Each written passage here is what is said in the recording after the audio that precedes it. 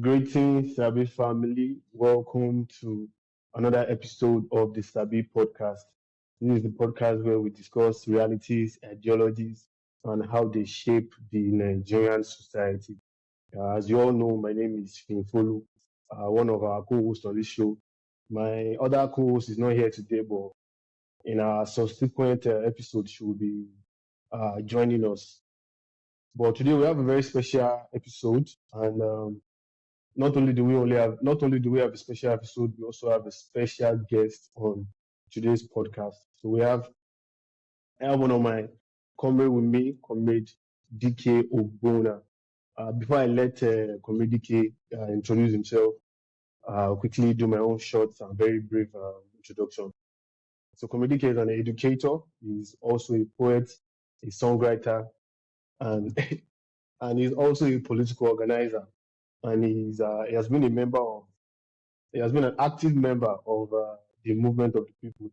I know those that already follow my podcast already know that I'm also in the same organization. So you know, we're happy to have you on today's episode, Comrade. Thank you very much. Thank you very much. It's my pleasure to be honest. I'm happy to be here. Amen. It's always good to connect with like minds. For sure. For sure. Yeah, so I said comrades. It can be very difficult for me to switch between uh, addressing people Regular people in public, political gathering, yeah, yeah, and people from and a our usual, movement, yeah, our yeah, organization. yeah, Yes. man. I So yeah, understand but that. very quickly, it was your music. One of our comrades in the organization was playing your music one evening, and I didn't even know it was you. The music I had already played, and I was like, "Ah, who is that?" I was like, "Ah, that's your comrade." So I followed your Spotify page and I took my Yeah. time to listen to the rest of the music you have there, man. I Yeah. would love to say you are doing great things. I You are appreciate not just that. only, yeah, man, you are not just only a music artist, but conscious music artist that Conscious music. know Yeah. exactly, and your, well, let me not go to, let's really back. Let's really back. Yeah. But Yeah. yeah, I have a few questions for you here. Maybe would you like to say anything before we get into the questions? You've already introduced me. My name is DK Obuna. I'm an educator. Part of what I do here is I lecture in a private university out here in Manchester. And then, I also do part of a community organization, to educate youths, to educate diaspora black community, on Pan-Africanism and all of these things. So yeah, so I do all of that. I write poetry, and I'm a songwriter as well. I really appreciate the fact that it's one of my songs that has inspired you to have this conversation with me. So I guess we'll be diving into that shortly. So yeah, but that's me so far. Man, thank you so much for that. Yes. Very quickly, I want us to speak. There's this particular track that you have, Cold Hands. Before I get into the questions proper now, I want us to Yeah. quickly discuss that because I might forget. What was the? I mean, what would you say are the symbolism behind? What are the symbolism behind that track? Cold lands. So you see, with cold lands, right? It's just me just trying to reminisce on the life that we are living, the society that we find ourselves really. I ask people so many times, do you watch the news? They say no. Why don't you watch the news? They say it's one sad thing or the other. And if you look at it, I studied mass communication in school, and they tell you that it is bad news that makes news. You see, what kind of to me is that some sort of conditioning? Why must it be bad things all the time that make news? But if you look at it, that's what is really happening in the society most of the time. So in the song Cold Lands, I said in the chorus, in the hook, I was like, You know, the rich ride above the law, mama, and for the poor, no guarantee for justice. It happens in every aspect of our life. A poor man can be wronged by a rich man, and the police will arrest that poor man because he's poor, not because he is the one that was wrong.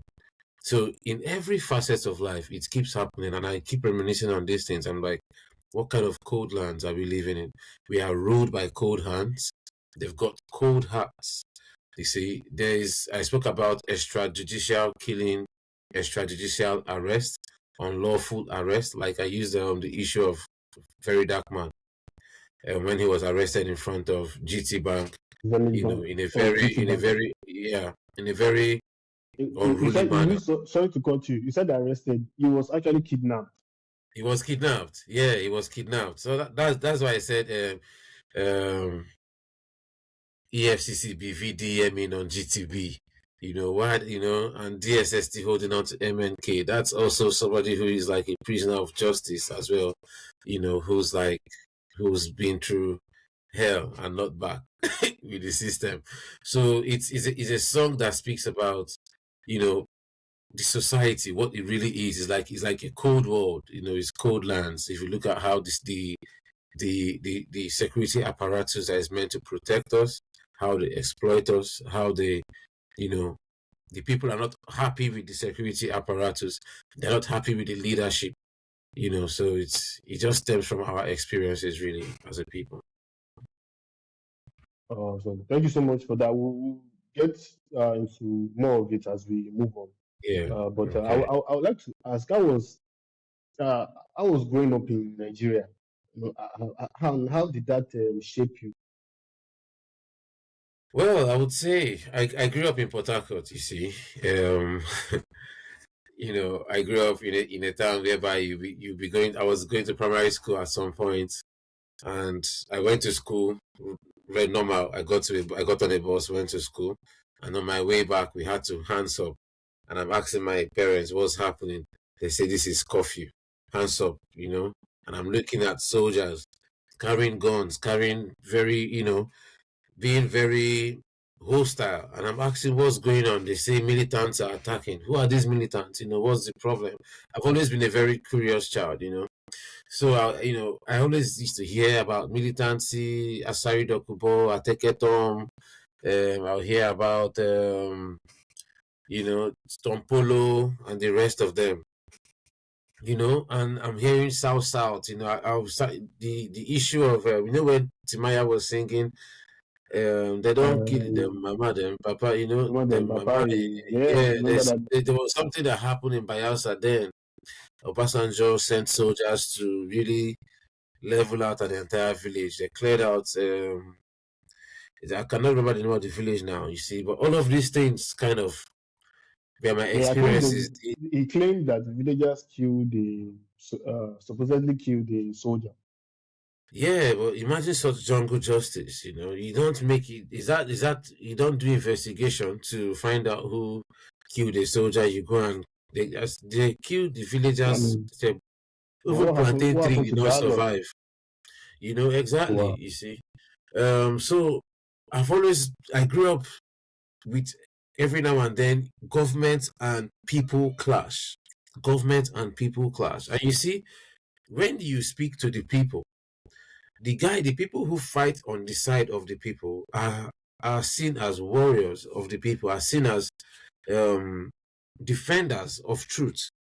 On the side of the government, they are seen as most times they As can soon as relegate them. They can relegate terrorists. them to as terrorists. They can relegate them to terrorists. They can relegate them to miscreants. They can relegate them to rebels. And when they say rebel, they are saying it in a negative light as to you're trying to destroy the peace of the nation. But they'll be silent on but they'll be silent on what the nation has done to affect you. So I grew up with primary school kids. My primary school classmates come from villages that their rivers are no longer habitable by fish due to oil spillage. Right? I grew up around classmates and people who will say their farms are no longer is no longer can no longer produce crops due to oil spillage. And then they'll be Pollution. telling you things, yeah, due to oil pollution, they'll tell you things about Ogoni cleanup, that cleanup. Meaning Wow. that they're trying to promise the community that they will send in companies to come and clean up. The money will be diverted.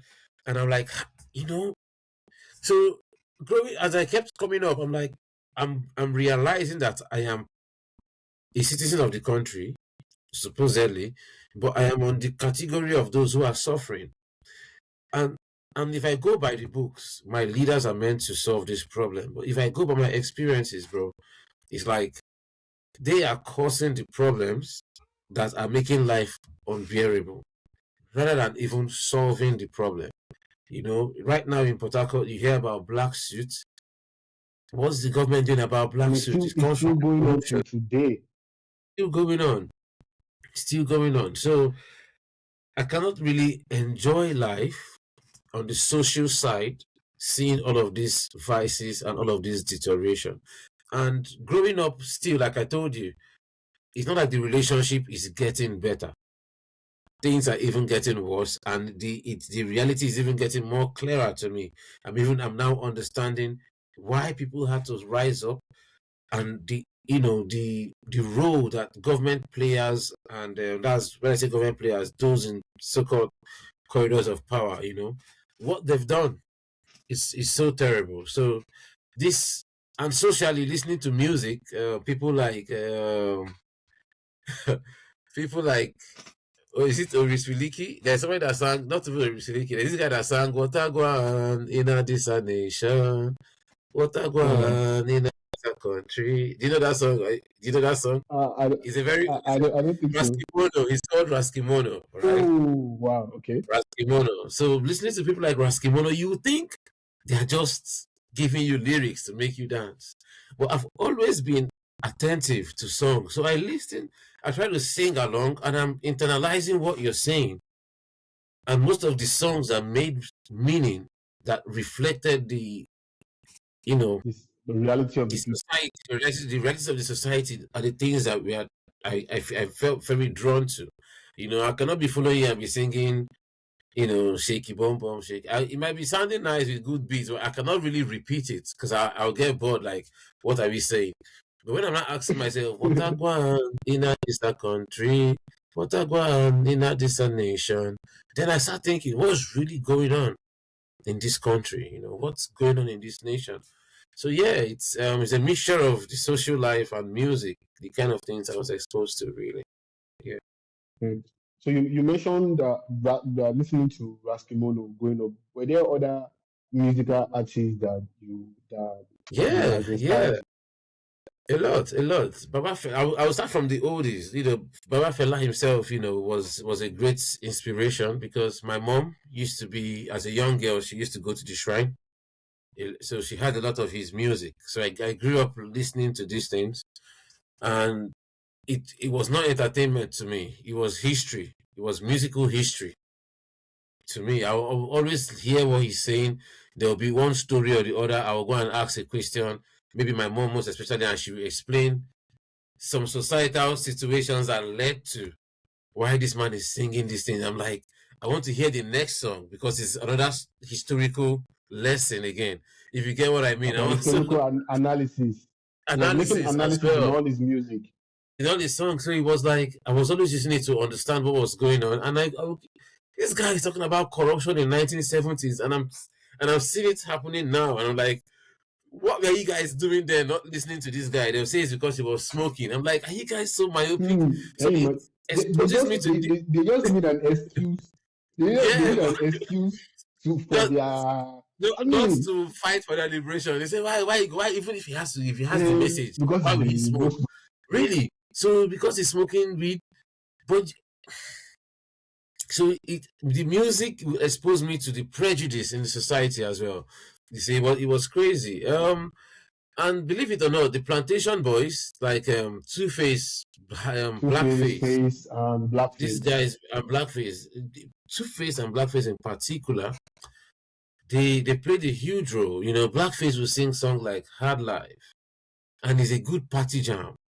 Is you get what I mean? It's a party jam.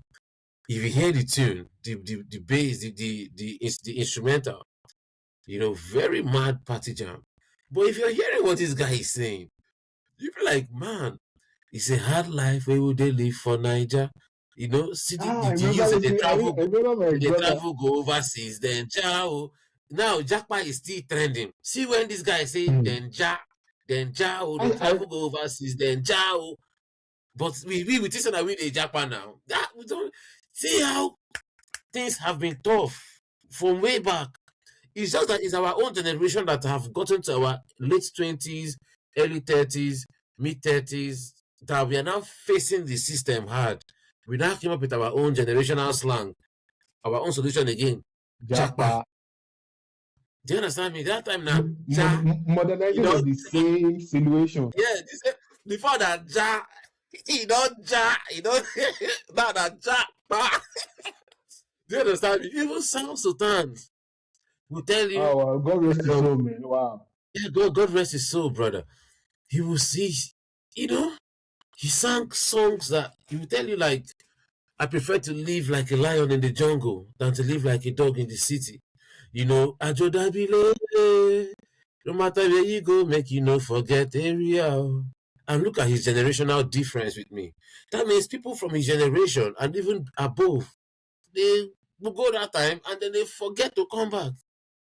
So I keep saying these circles, and those are the kind of songs. So Sound Sultan was a big inspiration. Subaba, some of his songs, like for instance, man, that's an evergreen song in my in Okay. my Fair enough. my library. If you get what I Yeah, mean, man. for instance, so and they tell you these were very particular people, and now again, with Shehu Kuti doing what he's doing, it's like why would you say even African China? These guys were people who spoke the truth. Junglists back in the Spoke. day. Yeah. Junglists back in the day. No be waiting till Femi come out what they do now. The reason why they were calling him musical Taliban, the main reason why he's musical Taliban is to use the instrument of music for revolution as a Wow. weapon. So the gunshot you're Hmm. shooting is your lyrics, your conscious lyrics. That's not a Taliban in the sense of those who are carrying ammunition. The ammunition in this sense is your music. So that time they will tell you, we go flog politicians, koboko. Then too they do us ojoro. We go flog politicians. Now they'll tell you, don't sing it. You should be afraid. Why would you be afraid? And the funny Hmm. thing is, if it is a reality that saying such a thing should make you afraid, you should even be more afraid not about the fact that you should not say the truth, but it is a reality that somebody is there and not letting you speak the truth. And we cannot keep quiet to that thing that says no talk, no, as in, don't speak up. If not, what will happen? Or they will try to promote more songs that are just so secular that keep I was going distracting to the say people. But that. yeah, Not only that, they've also hijacked, like you said, many of these conscious artists. They've hijacked their sound. Now they their sing sound, to just yeah. maintain the status quo. Exactly. So, but people like Raskimono back in the day, our brother from Benin that passed on not too long ago, the Send Down the Rain master, what's his name? Mm, Um, Majek. Majek Fashek, Majek, Baba Fela, junglist as it were, Yeah. blackface. So, Baba, these guys were good. These are people that kind of shaped, my appreciation for music as a tool for liberation. Outside the shows, we had Bob Marley doing his thing as well. I listened to him a Mm, lot. I listened to Lucky Dube a bit, but Lucky Dube was more of, I wouldn't say he was more he didn't really play a role in making me in any way radical, for but sure. he still had a few songs that make you think about the relationship between the people and the government. And for some reason, I've always been conscious of that aspect. The societal relationship, the dynamics. Yeah. I relate to it when you said it was your mother that introduced you to Fela. That's my story as well. The first time seeing or even hearing his music, my mom just came Yeah, home one evening. yeah, She came home from work. yeah, She came home with a Fela documentary. The children yeah. gather around. I need to know this man. Yeah, some of us are that lucky, you know. Yeah. Yeah, I'll And say, me man, watching it's him on TV, I was like, wow, this the way he lived like it was larger than life.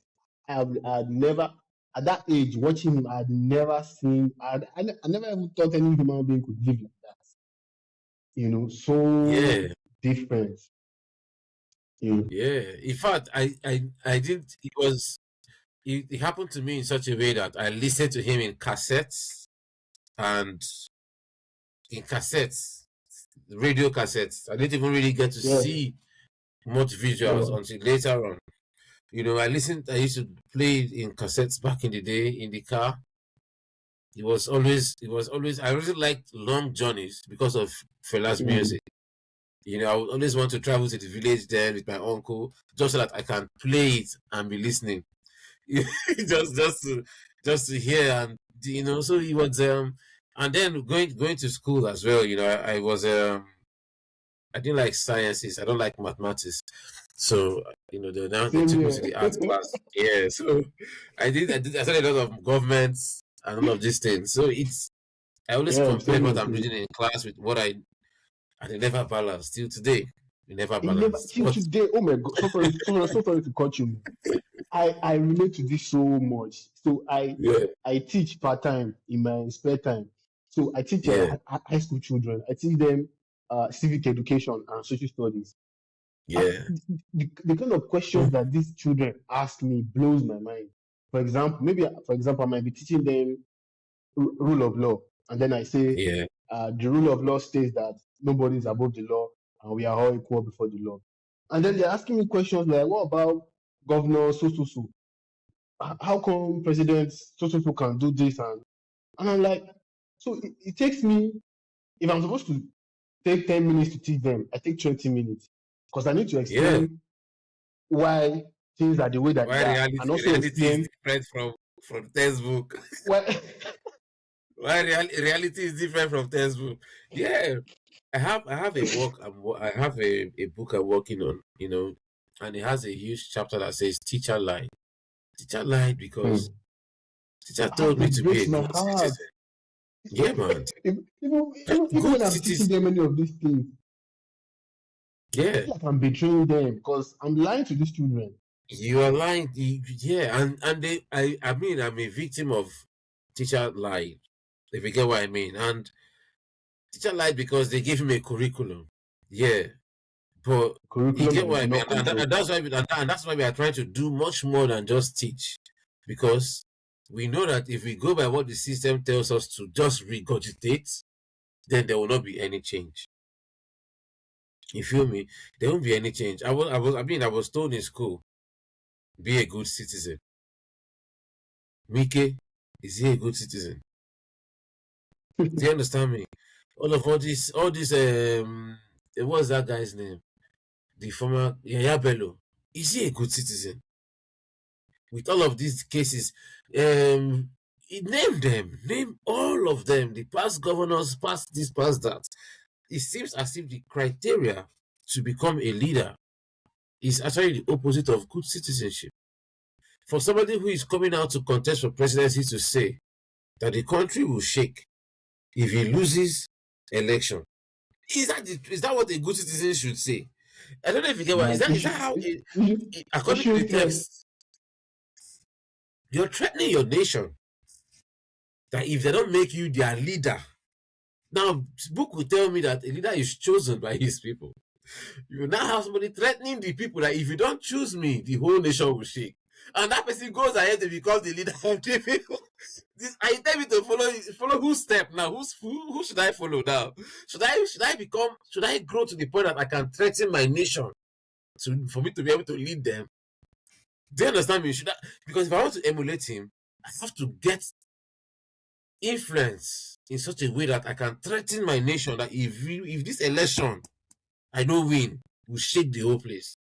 And you people know that I'm not missing words. Now tell me, is that if my teacher said that that's what he taught me?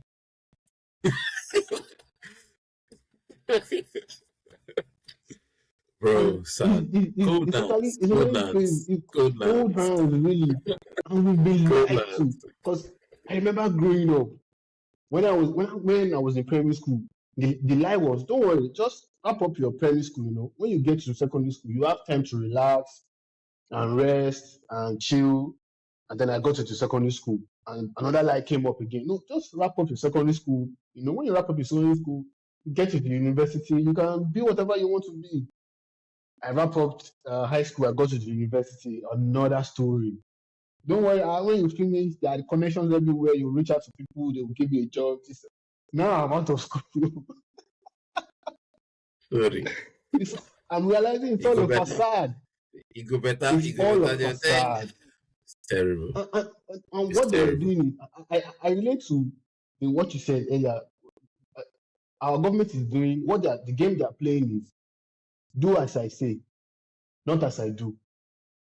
So they Yes. just want us to blindly follow whatever it is the teacher is Obey. telling us, Obey. whatever, Yes. obey, submit. So what the You know, educational system is to make us learn to be subservient than to be able to change or even question the status quo. So if you ask a teacher too much questions, they flog you. They intimidate you to the point that you fear their character. You cannot now interrogate or question them. Now, if you're afraid of your teacher, now won't you now fear the person your teacher is afraid of? Who is now when you are afraid of a teacher, that means the person that your teacher is afraid of, that means that you should worship that person. So when they tell you this person is coming, he's coming to our school, clear everywhere. You see your child doing like this, flogging it up, oh boy. You want to go and question governor? If you come, you demand that you know that this is the man that is destroying the whole place. The bad God, guy. That's like, hey, BMP. Bad wow, man, though. When they come, good people have to bad be man, humble, meek and politician. humble of heart. Yes, now, Hmm. you know. Just submit, So yes it's sir, yes ma'am. it's terrible. It's terrible. But yeah, this is like the things I saw growing up, Hmm. and Hmm. Yeah, I'm beginning I to was also reflect going them to in my ask. art now because we are trying to see how we can wake our people up. Really. Hmm. Sorry, I can't Yeah, hear you. yeah. Okay. Okay, I think I'm back now. So I was going to ask, what were those experiences or those moments that led to your political consciousness? Because we've been talking about your inspiration for music now, but what were those inspirations okay, you've mentioned inspirations, but those experiences that actually led you to political consciousness? Or did you have any? Yeah, Were any? Okay. it's an accumulation of everything. It's an accumulation. Like Mm, I told you, the environment I grew up in, Port Harcourt, is a place where there was always one thing or the other happening. State of emergency. River State is notorious for state of emergency, and Port Harcourt is the capital. So that's where all of the issues are happening. So I grew up seeing all of these tensions going on in and around the country, and I love to read as well. So I'll read about people like Che Guevara and their activities and all of these things, and I'm trying to see the things that they fought for, how is reflected in my own society. You see, for some reason, the day Abacha died, I was still very young. I was still in primary school then. People were so happy around me, and I caught the bug. I was very happy. I just ran home. I was shouting, Abacha is dead, Abacha is dead. You know? But one day I asked myself, I didn't even know Abacha until they said Abacha is dead. I didn't even know that our president was Abacha. If you get what I mean. So, mm-hmm. but I'm curious to now know why were people so happy? Why are they That this, celebrating? why are they celebrating this one? Is there like as if it was like I had the feeling of as if we won World Cup. That kind of noise, everybody is shouting. Like Wow. so yeah, so all these things I'll go and read, I'll go and check, it was bits and bobs. I was always this curious, and then like as I was growing up, say after secondary school, if this things like coffee happen again, it will be a different experience, because maybe the previous times I was younger. Now I'm beginning to wonder. Okay, like I'll be wondering, like I'm understanding the people's pain more, but I'm seeing the reaction of the government. I'm like, this is not right. This is not right. You get what I mean? So this even the like people will say international community. There was a time I was thinking, why would I hear about protests and that the government is shooting protesters? Are they not afraid of Western governments? Would other people not hold them accountable? But then if I look around the world and see shooting of protesters have happened in China, it has happened in America, it has happened in Syria, it's happening in Iran, it's happening, you know, we are no different from even South Africa. In all of these things, I'm like, I start seeing that there's a difference between government and the people. Now I have a lot of uncles that are into government, into governance. So I'll keep, asking questions, what is PDP? What is democracy? What is this? Outside of the books. And I've begun to realize again that these people are just going with slogans, but their actions is not representing. If you say you're PDP, okay, People's Democratic Party, and PDP is in power, and then the government is the problem, that is the same person I'm seeing as the villain. Isn't all these PDP people? What? I'm like, so, and I'm saying this is, I'm just trying to compress different years of realizations here, Well, I just began to understand that what we see in my society is that the politicians will study the people and take the real pain of the people and turn it into campaign slogans, party slogans, and manifesto, points. And they use it to make the people feel elated every 4 years. But after that, in between, what you get is the regular hardship just continuing like that. If I ask the people some questions, they'll tell me, don't ask questions, it go better. If I ask another person, they'll tell me one man cannot fix the country. If I ask you again, they'll tell you, pray, say na only God, na God's hand we dey. It wasn't right to me. It wasn't right to me. So at some point, I realized that something.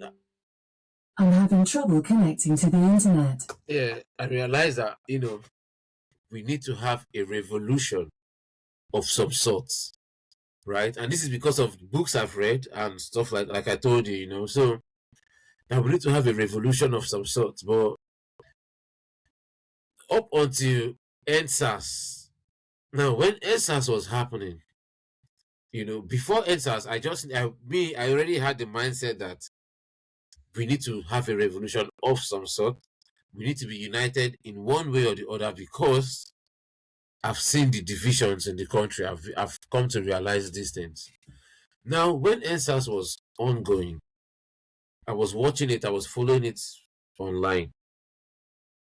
And I said to myself, maybe for the first time, a generation will be able to hold this government to hold them accountable, Maybe for the first time, they will see the pressure, they will feel pressure, and there will be this dialogue that will lead to some dynamic change, paradigm change, and all these things.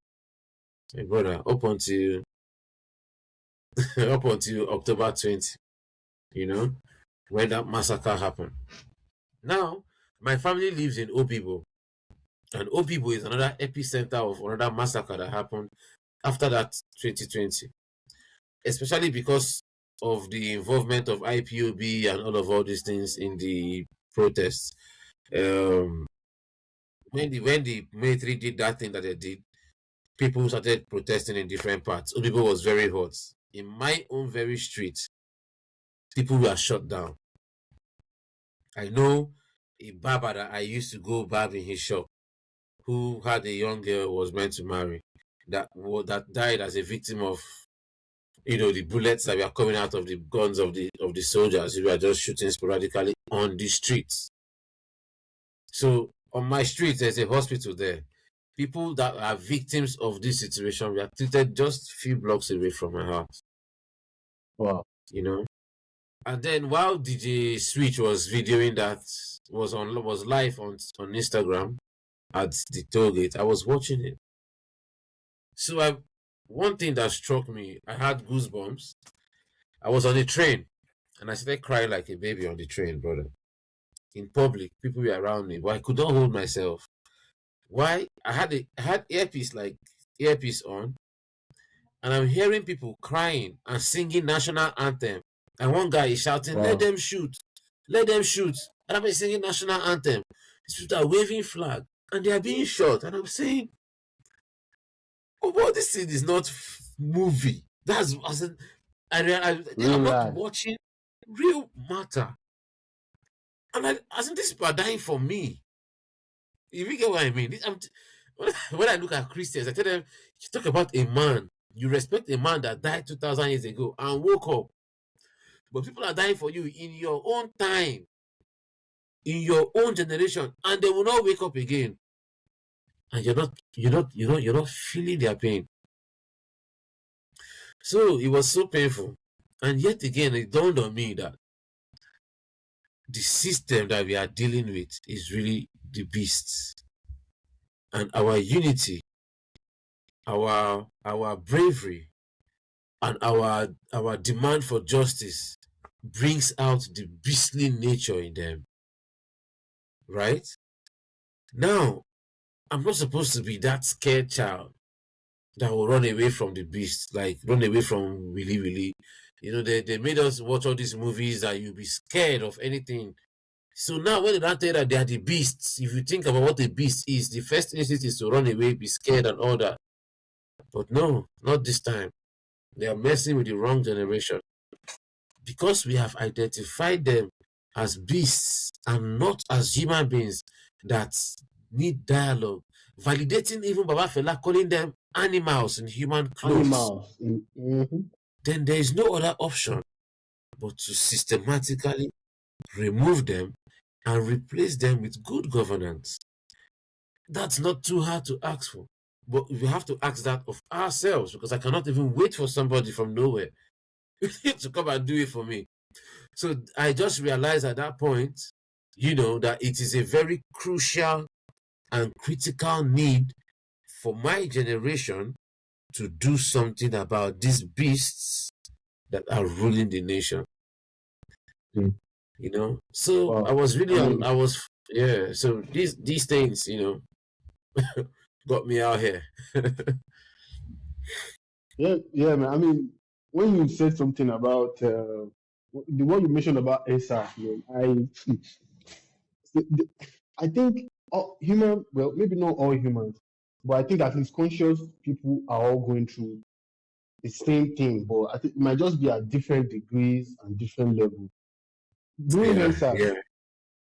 I was at Ibadan at the time, and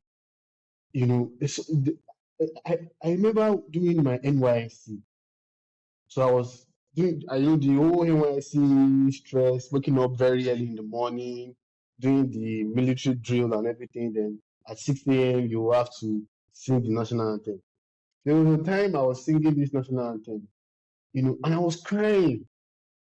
This was after NSAS, going back, even during NSAS, when the military did what they did. I was watching it live on TV.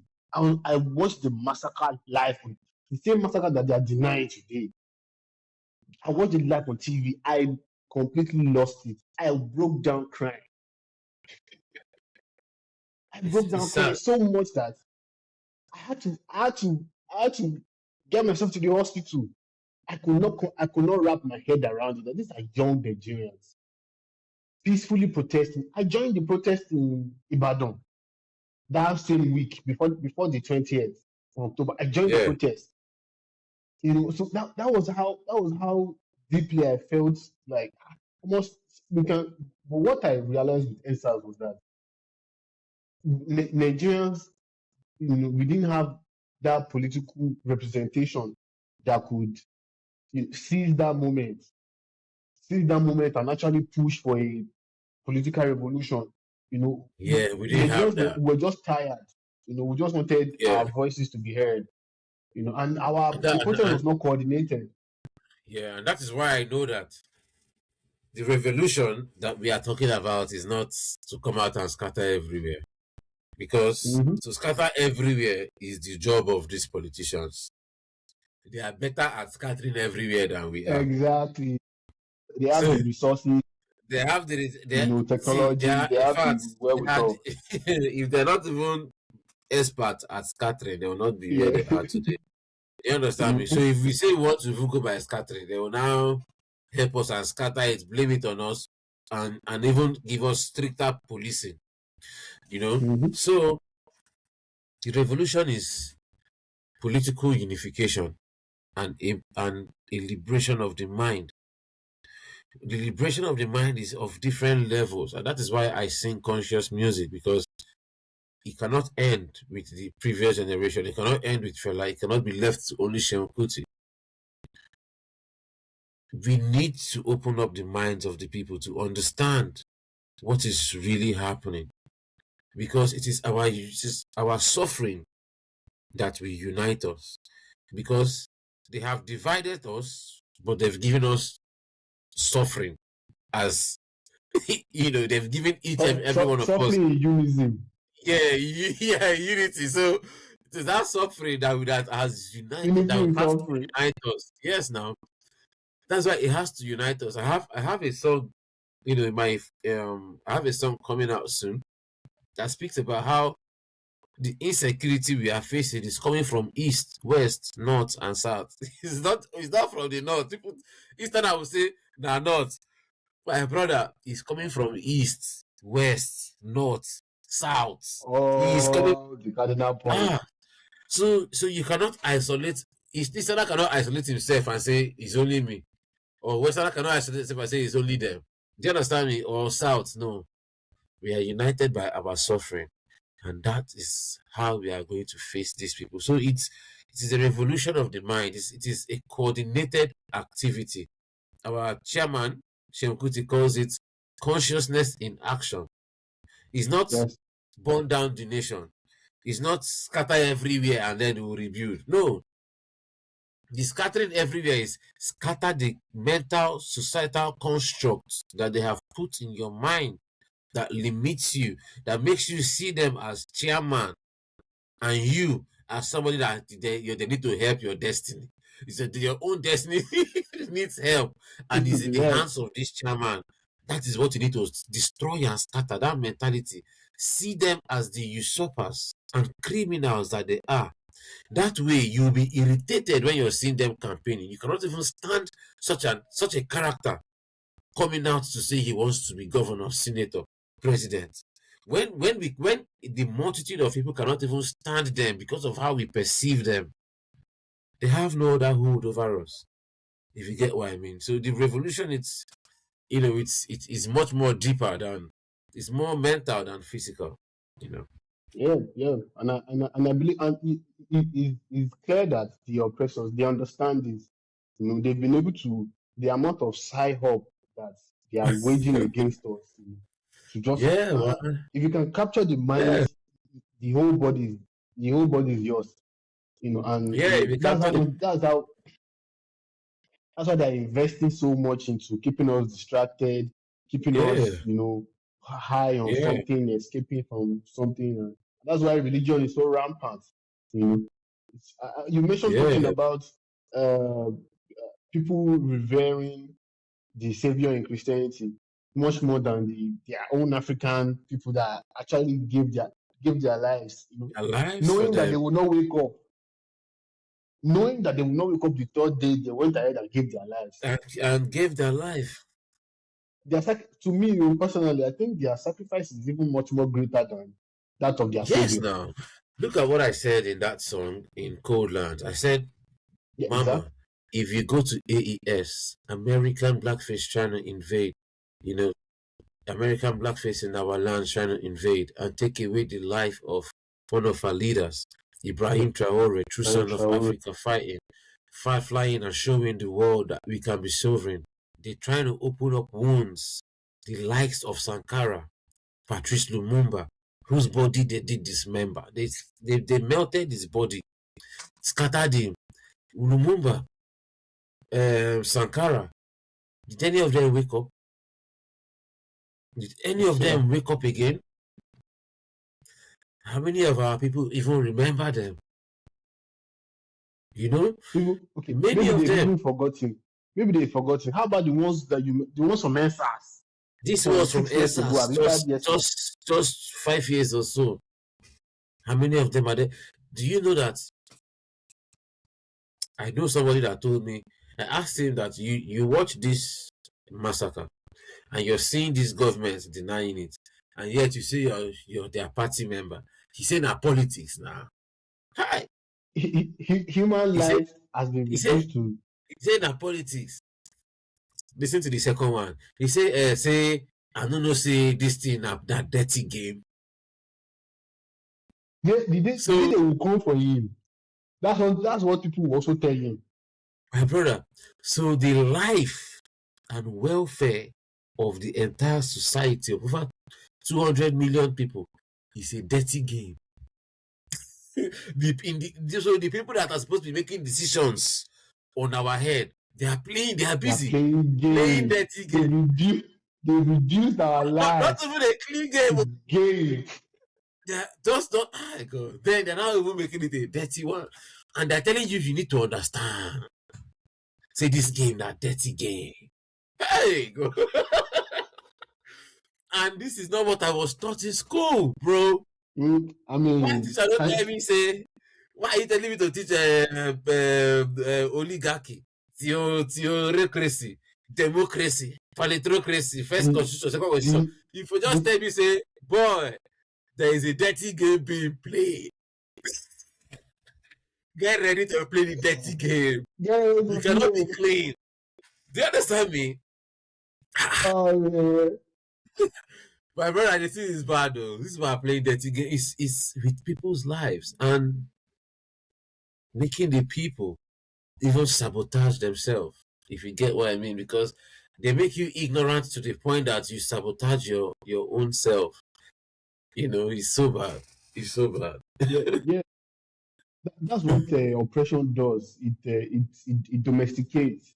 You know, it's just sad that many of our so-called. And I was having a discussion earlier this week with one of our comrades, and we were saying something about the amount of PhD holders that we have in this country, the amount of master degree holders that we have in this country, and we can't even solve hunger. We can't solve education. We can't solve our healthcare. We have people with multiple degrees, multiple PhDs. They will come on TV with their fine clothes, making rubbish analysis. All the lawyers, all the professors, they be accomplice. I talk them now. All the lawyers, all the professors, they be accomplice. They use touch, they read fake results during daylight for broad daylight. What can they now invent for you? What can they invent for you when they are following the highest bidder? The other day, our Department of Science and Technology in Nigeria, I don't know if you know that we have a whole other department of the Ministry of Science and Technology. They were coming out. They came up with one of their greatest technological invention. Sometime last year, either early last year or they announced it, and it's a machine that can dry meat. I'm like, and this guy is actually announcing this thing. Only God knows how much budget they're giving these people. I swear down. These guys said they've come up with they have a lot of meat in the north, so they are killing meat. They need to be drying more meat. The Ministry of Science and Technology of a nation. Now their biggest invention. Well, if you Google this thing there, You go shame if you go find Ghana passport. Oh. If you say the highest scientists in our country have come up with a machine to make To kilishi. drive me. When we have To make children kilishi. in China, in all these countries, building real stuff to move humanity forward. And kilishi be our problem. Dry meat. That's what our Ministry of Science and Technology is inventing. With big budget though. It's sad. So It's the sad, food bro. serve really. But to quickly switch gears, I want you to touch on your experience as an African now, as a conscious African in the diaspora, and Yeah. also what other global structure have you experienced that even us here on the motherland might be oblivious to? Yeah. Before you leave the country, you think our black people are everywhere. See our people don't travel. You get anywhere you go, you don't see our people. Come off for there. By the time you come out here, you start hearing things like minority, you know, the, that you're part of the you're at the lowest point of the economic chain, right? You realize that they'll call you a migrant. Now, for somebody who has lived more than 2 decades of your life You without still being seen you as a still second refer to class as a citizen, migrant. Wow. now they tell you that you're a migrant, you belong to the minority. There's something that there's a community that they call it also. But the point is that the society start putting labels on you. Then you're now in the race of looking for the dignifying status of citizenship. Are you saying that? You came from a country where you're a citizen to a country where you now need to fight to climb to the Fight status of to for be called a citizen. citizens all over. So you see that space in between no status and becoming a citizen is a whole lot, and that is a very big political statement. Because when these Europeans come to our own countries in Africa, they enjoy all the privileges that are available to Africans, and they They even don't they enjoy don't they don't even have to do a visa interview or anything like that. All they have to do is pack that their bags and be on their way. and just come, and they don't even have to apply to be they just need to come as visitors, Just and they pack will their bags enjoy and come in. and they will Simple as that. enjoy even better experiences Mm-hmm. than our people. But it's not the same thing.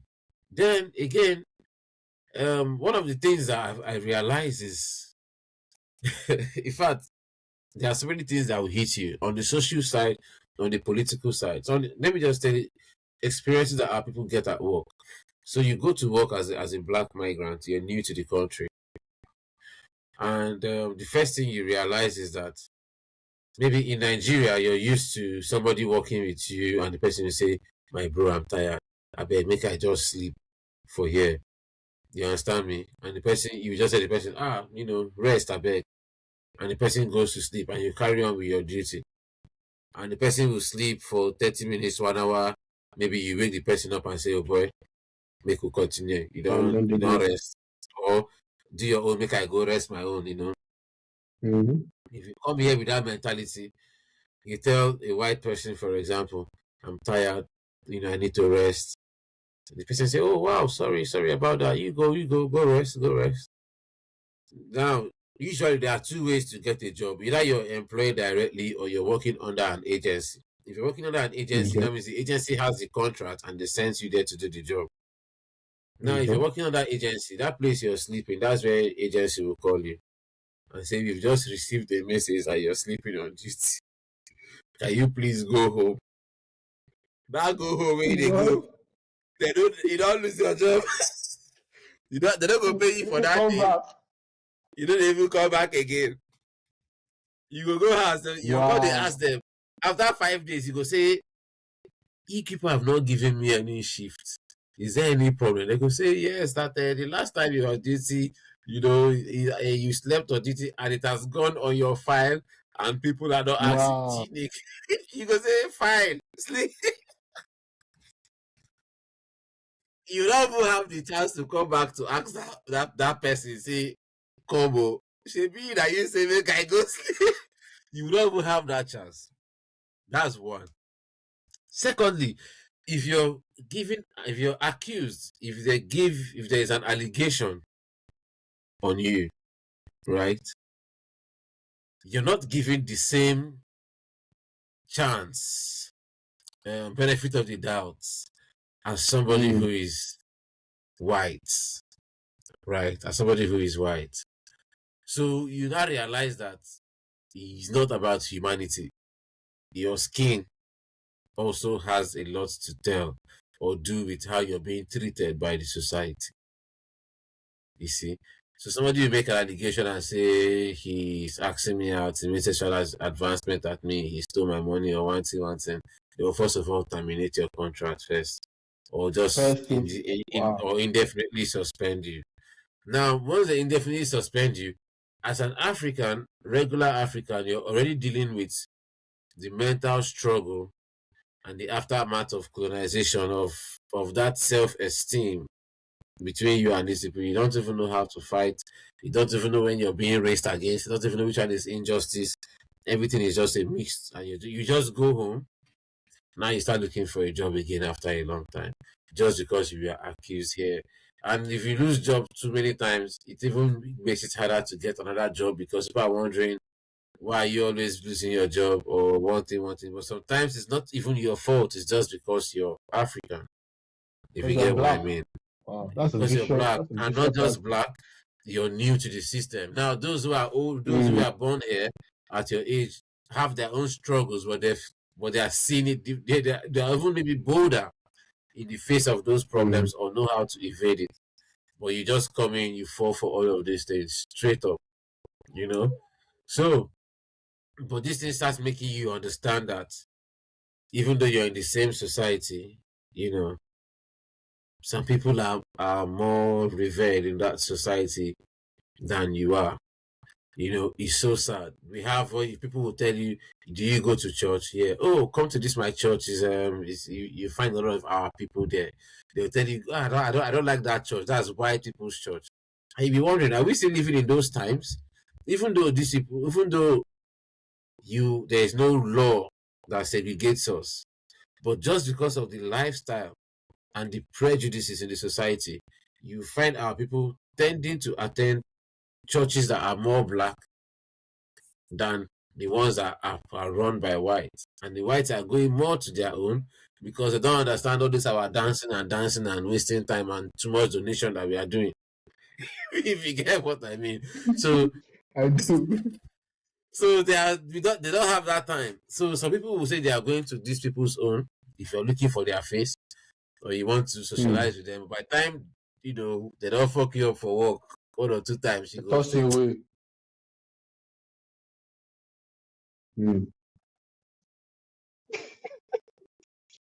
I'm seeing Wow. these things. It's funny. Then there is something. There was I don't know whether it's British High Commissioner to Nigeria. They don't call their own ambassador. Say British High Commissioner to Nigeria. Sometime in 2022 or 23, in January of one of these 2 years, she came to Nigeria and was announcing that people should apply to UK. There are jobs for you. There's admission, this and that. She campaigned for Nigerians to come over, only for the next governments to come in, and then they're now complaining that Nigerians are the highest legal migrants. So now legal migration became a problem. They're saying they are complaining that Muslims, Pakistani people, and Bangladeshi people are the highest illegal migrants. They are cracking down on them. Then they're now still cracking down on Nigerians for being the highest legal migrants. That makes no sense. Makes no sense, brother. But these are the things we see. Now, we that are Nigerians are complaining that the Indians are taking over the jobs because there are too many there are more Indian migration than black migration. But because the prime ministers at the time was Indian, it is the blacks that were the fallout That was guys. the problem. Do you understand me? Now, you ask yourself, okay, in the game of politics, should a black man now become British prime minister to protect the black community? He cannot depend on any black man that becomes the British prime minister. Any black man that becomes British prime minister is even more dangerous to the black men It's even more dangerous than to the the white black. British prime minister. And I think that's what this lady is gunning for. What's her name now? Kemi. Yes. You know, and she's so toxic when it comes to Nigerians. Kemi is a perfect example of one of the things I've realized on the political side. You know, as a Pan-African, Kemi Badenoch is saying all those terrible things she's saying about Nigeria, about Africans, and about migration or immigration because she wants to appeal to the white supremacy who would have to give her that access to power. Now, if she's trying to appeal to them with all of these sadistic rhetorics about our people, that means this is what those people enjoy. And this is what they need you to represent, that you have no love, no loyalty, no affiliation to your people. She said her family name is Adegoke. Adegoke used to protect the throne in Yoruba tradition. But now, as an Adegoke, whose throne is she trying to protect? The British The throne. white man's. Not any Yoruba monarch. She's saying that the Yorubas and her fellow Nigerians are coming into her country, England. So she's saying to the people, to the white power, these are no longer my people. You are my people. I am the best of their kind, or whatever. Or I have ties, but they are just they need you not to stand firm in your ties. And she's not telling them this is how I will represent my people and represent everybody, because I'm not going to be biased. I'm not going to be unjust. No. To appeal to them, you have to throw your people under the bus. But that means that is where they want that. This is what they enjoy doing to your people. This is what they enjoy saying about your people. And you're coming to be the black face to say those things. Now we cannot now call her racist.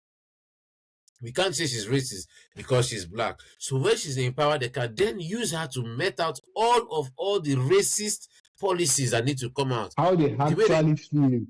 Do you understand me? They will use her to express those. That's the thing. When you find that old person is there, sorry for us. It's even better that a white man is there.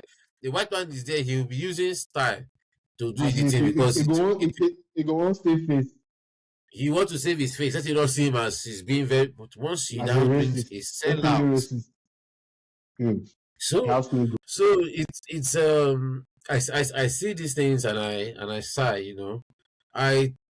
I've seen a lot of our people who are trying to go into the grassroots politics. They want to become councillor. They want to become this thing here. If you bring to them the real problems of our people, they're not interested in it.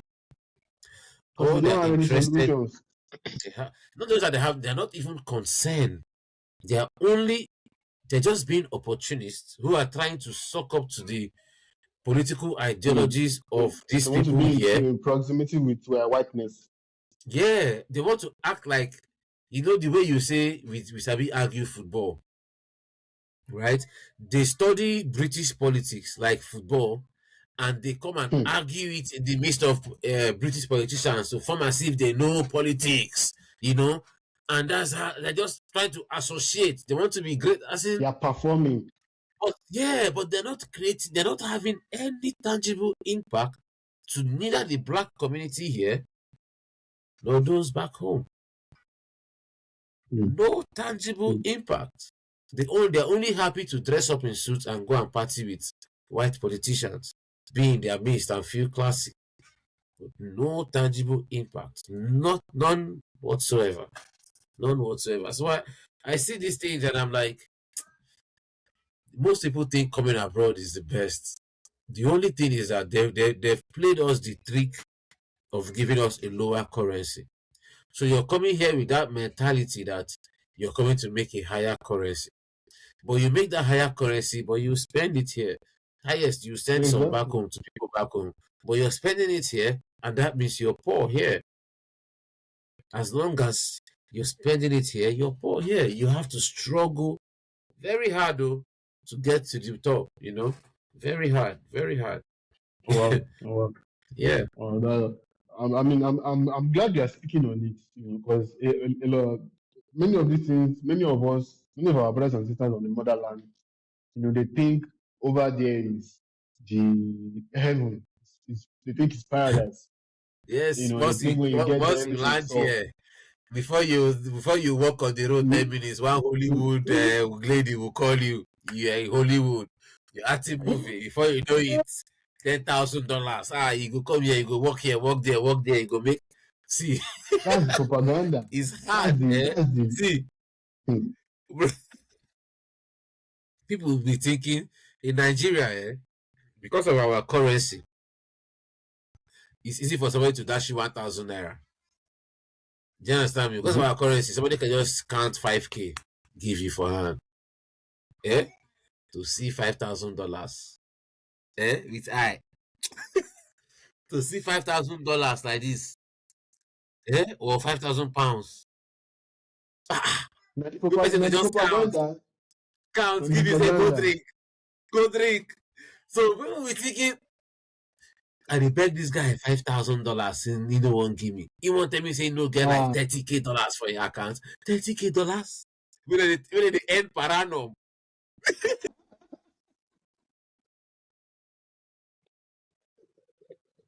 Per annum, like you say, they earn 118 every month. The 118, you don't even see am. You don't even Nigeria person could just say, I don't call this my uncle for Lagos. He just send me 40K. I dey go buy shoe. I dey go drink this night. You go and drink 3,000 drink. You buy catfish. Buy Now you go to think and say maybe na so you go be. I suppose you go get work. Yes, your work then go they pay you like $20K per month. Yeah, really? Come here now. You go pay 800 per month. As a black man. And they tell you, you go say if you land, by the time you hey, bro. I've seen families here. I've seen families that are squatting. I've seen homes that you go into a 3-bedroom apartment, and like 3 or 4 families are there. Some of them get 2 children, some get 3 children. So you go say these people say they are abroad, and after they go there. Still abroad, my brother. Still abroad for that same house. You go here say this one mama that they are students. This one student. This one they find work. This one don't expire. This one that one. You understand me? People get into a lot of trouble. Some people will come out here. They don't know how they will go back because they've sold a lot of things to come out here. People go expire. Then go just from that day onwards, life don't change. Now they don't need the inside house. They cannot get normal job again. They don't dey waka here. Next thing now, they no fit pay rent. They will now be telling you, abeg, make I come, make I dey here, make I dey here, make I dey here. Oh, na still Yankee, oh, na still abroad. That same person go to your house. He go to your house, they perch, they receive call from Nigeria. You see, they sponsor marriage, they sponsor burial for that. You go, no. So it's but one of the things again that is shocking is this. You see how organized the system is to an extent, and then you interact with the people and you see that the people are not the smartest on earth. And ability-wise, physical ability-wise, Physical they are not the strength. strongest on earth. So you ask yourself, what then is hindering us from making these developments? Do you understand me? If it's the money, we get money. If it the workforce, we are even the manual workers. Do you understand me? We are the manual Mm-hmm. workers. So what then? It is only political will.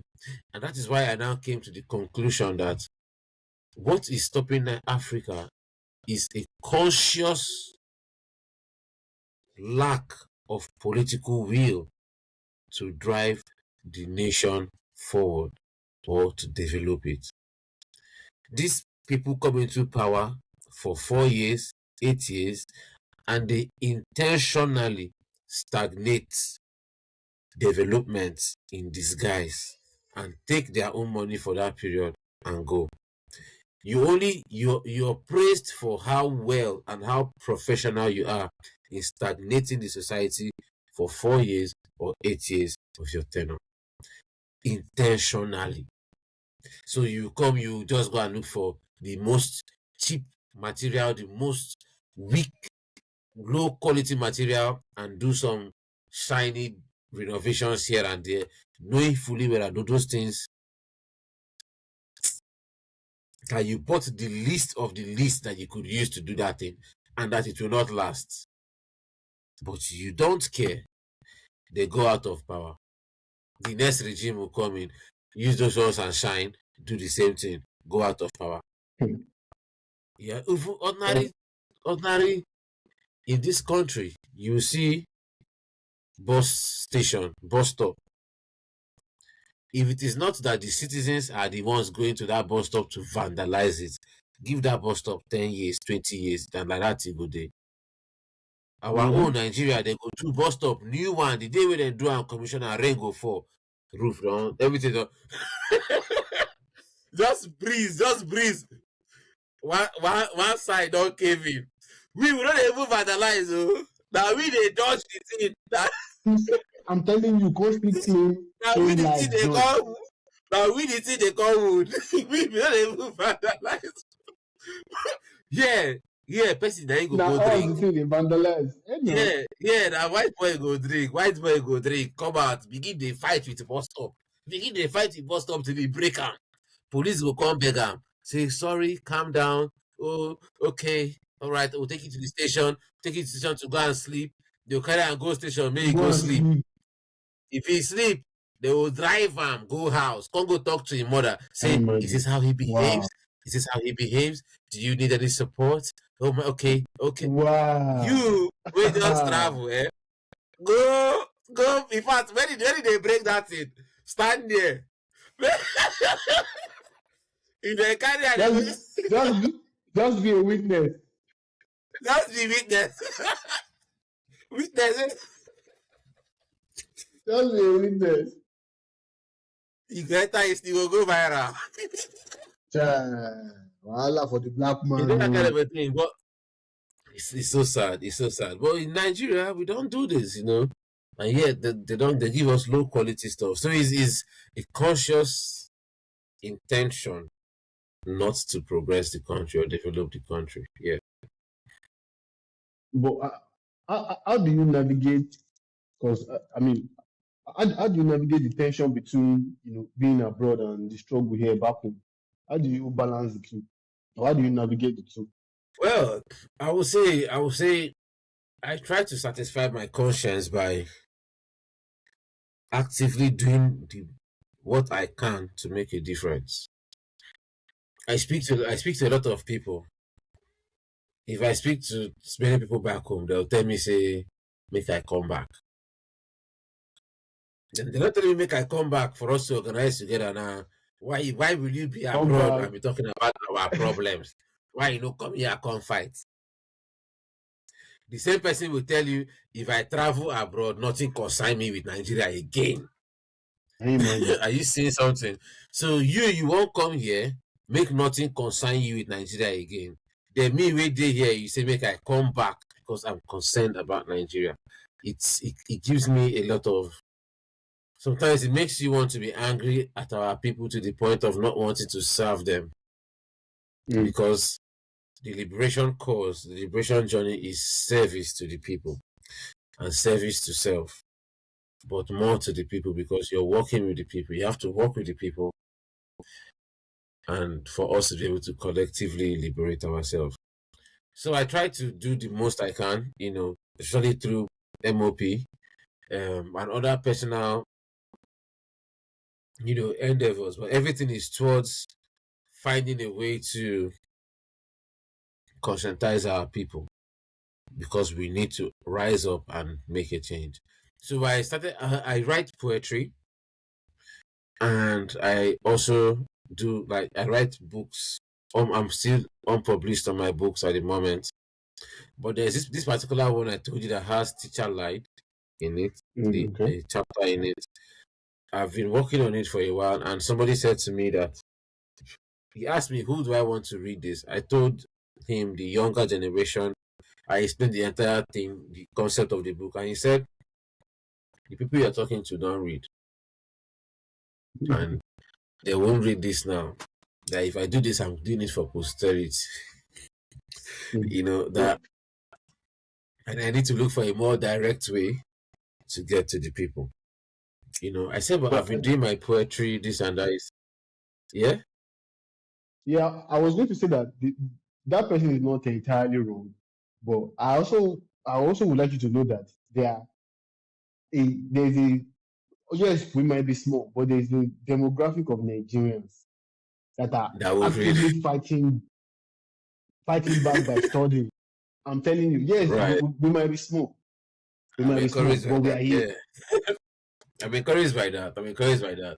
So anyway, so what then happened was that I had to then slow down on that book and push out more of the music, and the music is still some of the messages from the book, because I have a body of work that is coming soon called Liberation Town.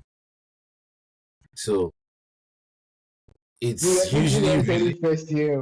You heard it first here on Sabi podcast. yeah Liberation man, Town. yeah man. That's coming soon. Very very soon.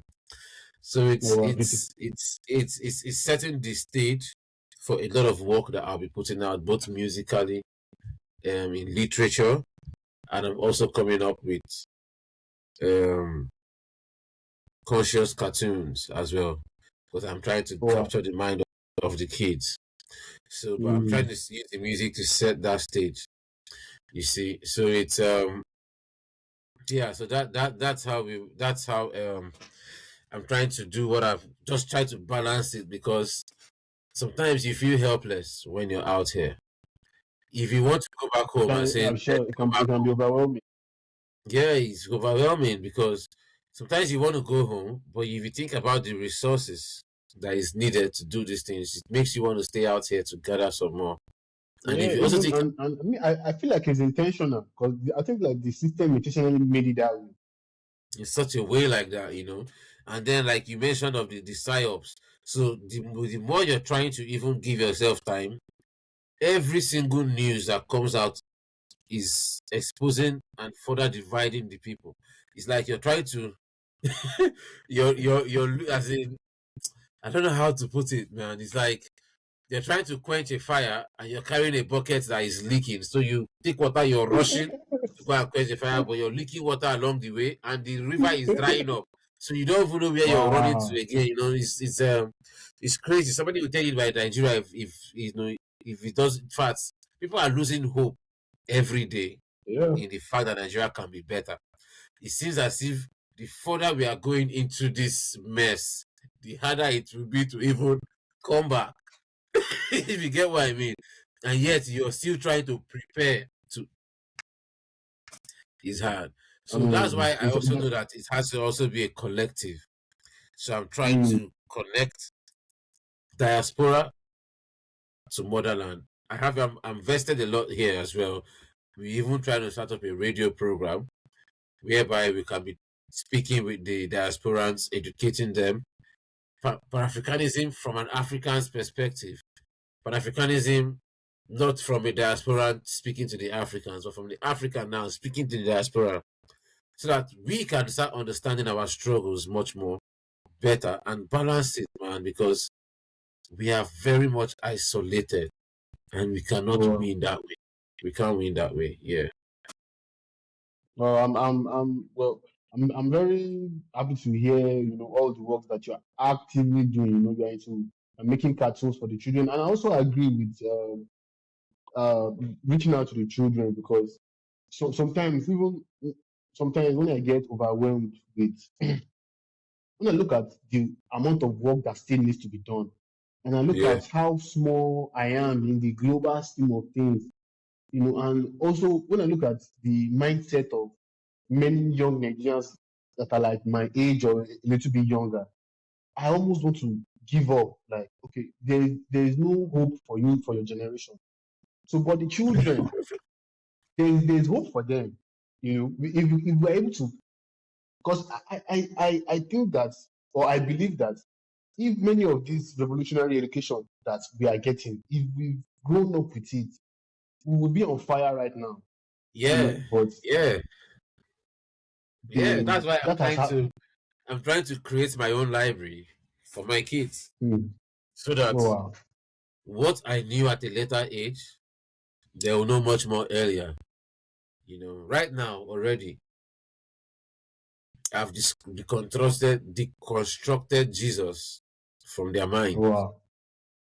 They cannot I grow mean, up as Africans and serving a Jew as their savior. those It's are crazy. lucky children.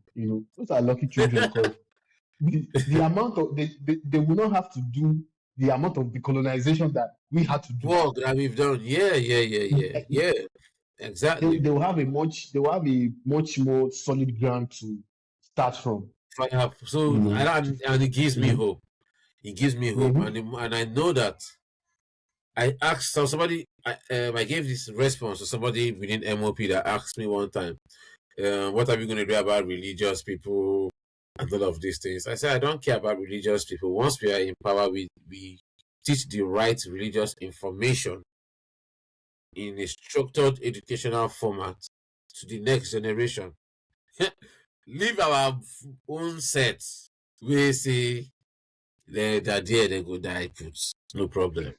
But expose the children to a balanced information and the truth Mm. and watch what will happen. Mm. And watch what will I happen. So strongly. yeah, they are key. They are key. They are the hope that what we are doing, even if that what we are doing would even be much more solidified and far greater achieved than we can even imagine, because they will come with a newer energy and a Mhm. stronger way. Yeah. Yeah, definitely. And I definitely agree with you, and which is one of the reasons why I still hold on to my teaching job. It's not as if the pay is anything, but when Yeah. I enjoy working with children because I can't wait I to teach in believe. Nigeria. Oh man, See, so the I never knew I'll be in the classrooms this early, but I'm already here. But I want my people because like I tell this white, I'm still mm, civilizing them. I say we are here again. We are doing it all over again. But anyways, but back home, teaching is aside music is the next tool for the revolution mm, and our definitely. liberation. Aside music, teaching is the next. Mm. Yes, so I strongly agree with you because even if the children they are picking up many of the things we are putting down, even the ones that we don't think they Yeah, are paying at, they are literally they are watching yeah, our every move. yeah, There was a yeah. time I was explaining to my children. I think I was teaching them people of the world, the world and its people, and then in my explanation I mentioned that Europeans were the one that went around the world to colonize the entire world. This was not, of course, you will never find this in their textbook. They will not put this in the textbook. It Like was that. just my Yeah, own education that I just, out of my own explanation, that came out. I now gave them a test. I feel a few weeks later. These children held on to that thing I said. They put it down in one of the answers when they were explaining Europeans. Europeans are Can the you imagine? colonizers of the world. And this was not in their note. Oh. I didn't give them as note. It was Yeah, not in the note. It was not in the textbook. But they held on to it. And moments like that, moments like that give me so much joy and pride that the children are paying attention, even when it seems like they are not. yeah, yeah. They are, So they are picking up that's any why of the we need to information. give them the right information. That's why we need to give them the right information. I've said it that I will buy up a church in my village and turn it into a Pan African library one day. Yeah, and if I say God go draw, people go they look me they laugh. Say God go make you buy. I say God, you God when they talk, know the God, know himself. Say this is I want God did. Say if to me that's make us Ah, people will come and get sense instead of come and lose their senses. hmm, hmm. Wow. Yeah, So man.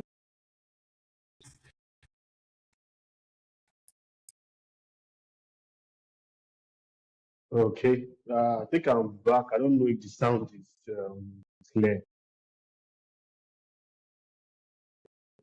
Can I be heard? yeah, so Comrade, Okay. just before we I was playing song, right? And I could hear it on my speaker. Could you hear it on your side? Music? No, I can't hear any music. Let me just try it again. Can you hear it now?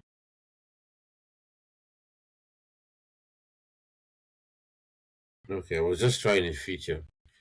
And it's for some reason it's playing out here, but it's not playing out there.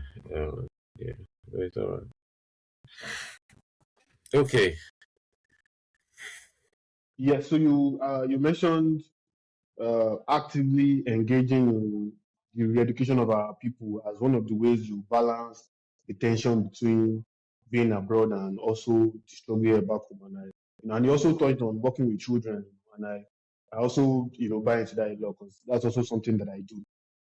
But before we wrap up, I want you to briefly touch on what do you think are the roles and responsibilities of not just music artists, but artists in general. What do you think are their roles and responsibilities when it comes to the struggle?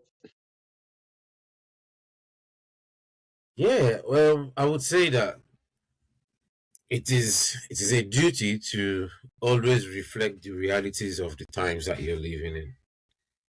That's basic.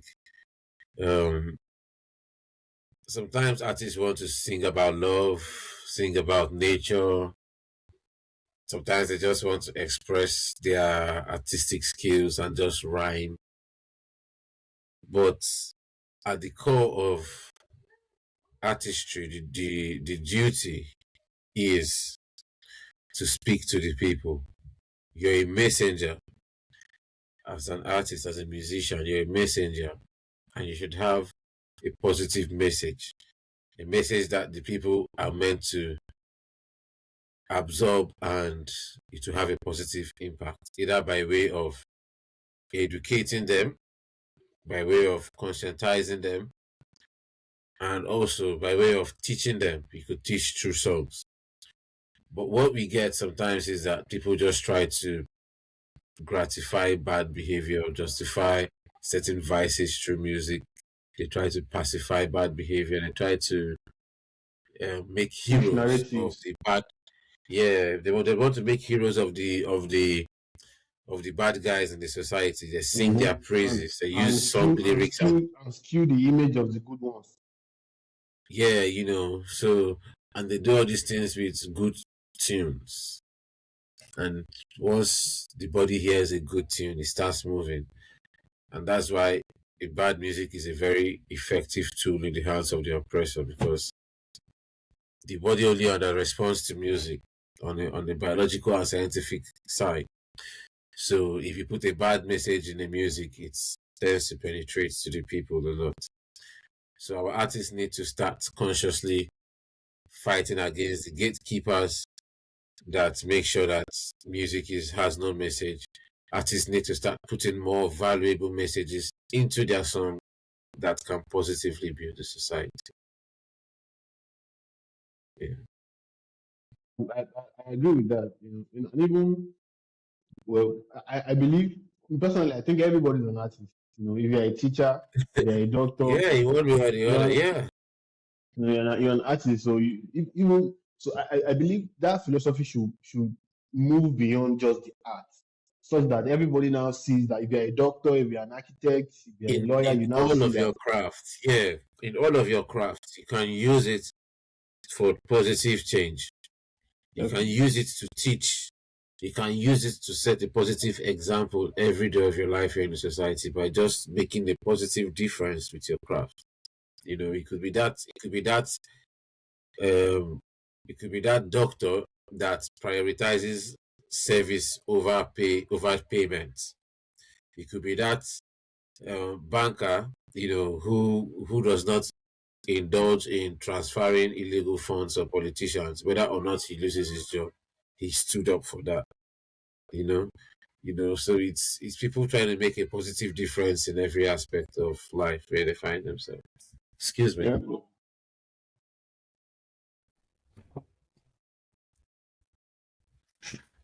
Yeah. yeah, man, and I agree with you because that's one thing a lot of Nigerians, they always have an excuse as to why they don't want to take a stand against injustice or take a stand against what there's always something, it's always something, and the the what we are not realizing is that we are failing in our social responsibility. Not that we Yeah. are failing, we failed, in our social responsibility, and now the ruling class, as you all know, it is the idea of the ruling class that prevails. The idea the now is worst that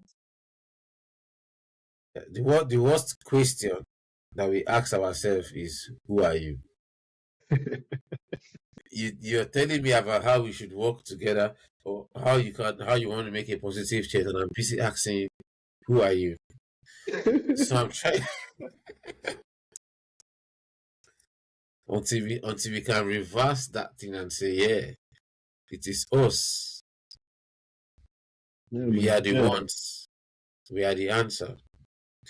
Until we start seeing ourselves as such, definitely, and stop and underestimating our capabilities. Yeah.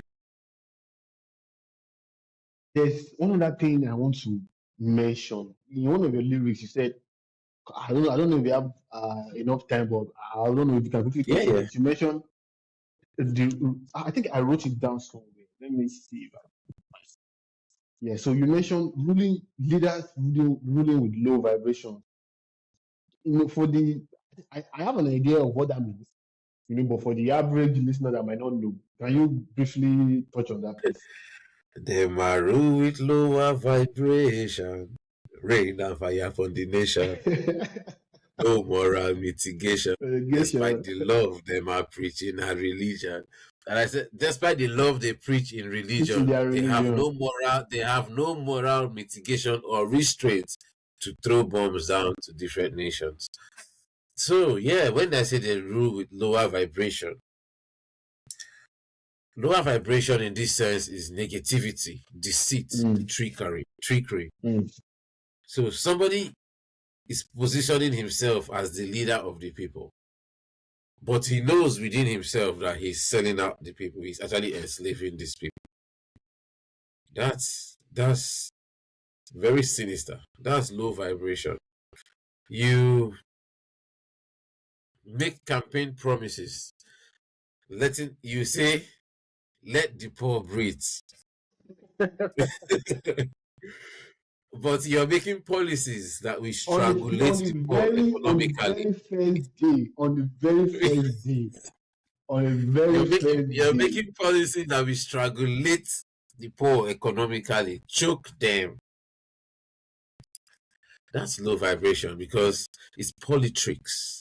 They are you know they are like the low vibration is more pronounced in the fact that they are doing these things consciously. I don't know if you get what I mean. They are Yeah, intentionally they deceiving know. the millions of Hmm. people. So they wake up every day with the intention to lie to the people. And they don't care whether we even see through the lies. They will use brute force to enforce what they want, Not only brute whether we force, like because it or not. they also have their agents. They have their agents online, on social media, on ground, pushing their Yeah, narrative, pushing their pushing their propaganda. narratives, trying to twist the society. So it's low vibration, because all they're trying to do and all that they achieve in doing is putting down the spirit of the Nigerian man. You could just, people are angry. People are fighting each other. People are fighting each other. People are frustrated. That's the word. People are hungry and frustrated. You can't say that there is leadership of high vibration in such a society. People will just, somebody will wake up and tell you, I be mad. I will show you my madness. You know See now, what? you the craze for this country. You know why? You say your craze past my craze for this country. I go show. People are waking up to show their neighbors how mad they are. And they think that is okay. They think that is normal. The leaders of such a society should be ashamed of themselves that they've driven their Actually, people they to are the point. proud. They are proud because they are people are they've not been able They to are identify doing, their they are enemy doing yet. They're doing their this job is for exactly them. what they want. That's low vibration, bro. They rule us with low vibration, and they revel in the fruits of this lower vibrational leadership. It's not even leadership, it's rulership. It's rulership, They revel in the fruits of it, and that's so sad. That's so sad. So that's why I put that. Many of my lyrics got, I was telling my friend that on my EP launch, if I start breaking down the lyrics and the message behind them, people will be wondering, I try to compact these things into danceable tunes. But we need our people to understand that when the Bob Marley was saying emancipate yourself from mental slavery, he wasn't rhyming. It's not a rhyme. It's not a rhyme. So yeah, Mm. that's it. Well, thank you so much for touching on that. But because of our time, one Yeah. last question: what message do you have for young Nigerians, at home or even in the diaspora that might be feeling disillusioned about their future? How can they come out of this disillusionment? To the youth, to the young people, home and abroad. I'll join words with Bob Marley, the great Bob Marley. Get up, stand up, Mm. stand up Stand for up your for your rights. right. Get up, stand up. Don't give Don't up give the fight. up the fight. Yes, we don't have to give up the fight. We cannot give up the fight. No matter how big we perceive the enemy to be, no matter how complicated the situation is, we've got to stand up. We've got to get up. We've got to fight. And we cannot afford to give up, because if we don't give up, victory is certain. And it is victory that we want. It is victory that we want. What does victory look like? Victory sounds like a good healthcare system that is humane. Victory sounds like an objective, genuine, and information-packed educational system that can empower you to develop yourself and your society positively. Victory sounds like accountability in governance. Victory sounds like sustainable development, economic and agricultural plans.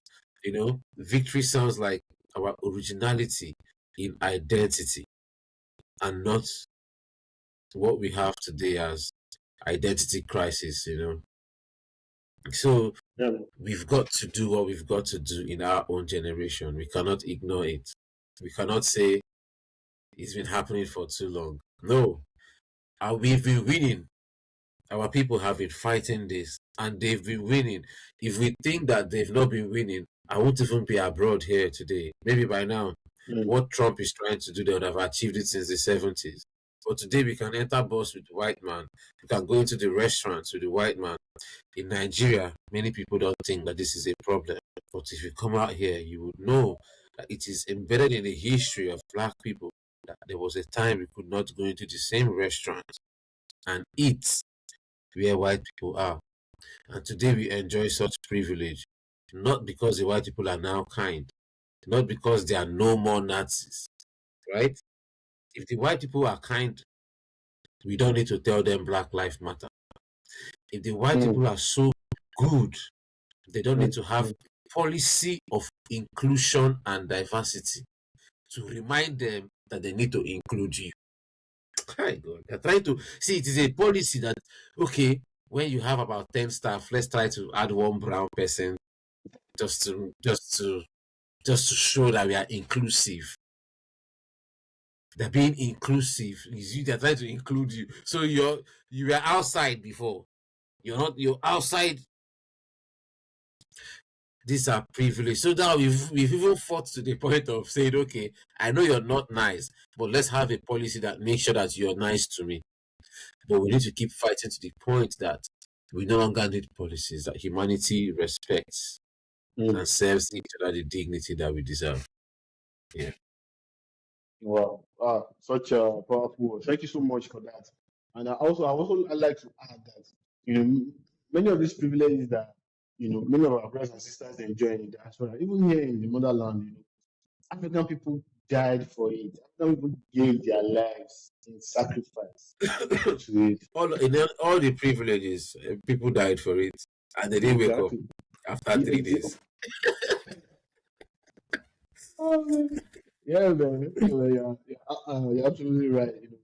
It's been a very engaging, very interesting conversation that we've had over almost 2 hours now. But I I know mean, see how time is flying, and we could keep going, man. It's we'll as keep if one is going, trying not to even say much. If you get what I mean, one is trying to just And it's about 9 p.m. now. I need to attend to some yeah, other. head into the other some Yeah, man. responsibilities. Exactly. But thank you so much for gracing our platform. Thank you so much for showing Yes, up, and thank you so much for taking the time to have this conversation with us. for me, thanks for having me. Anytime. This is what we do. We appreciate every opportunity to reach out to our people, to speak to them, and share information and grow. Yeah.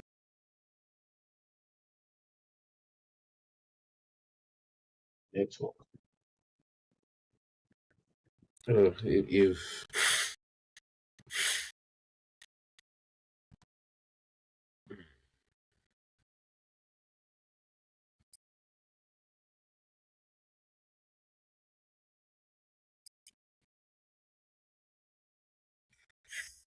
I think I can cut. I don't know what's going on.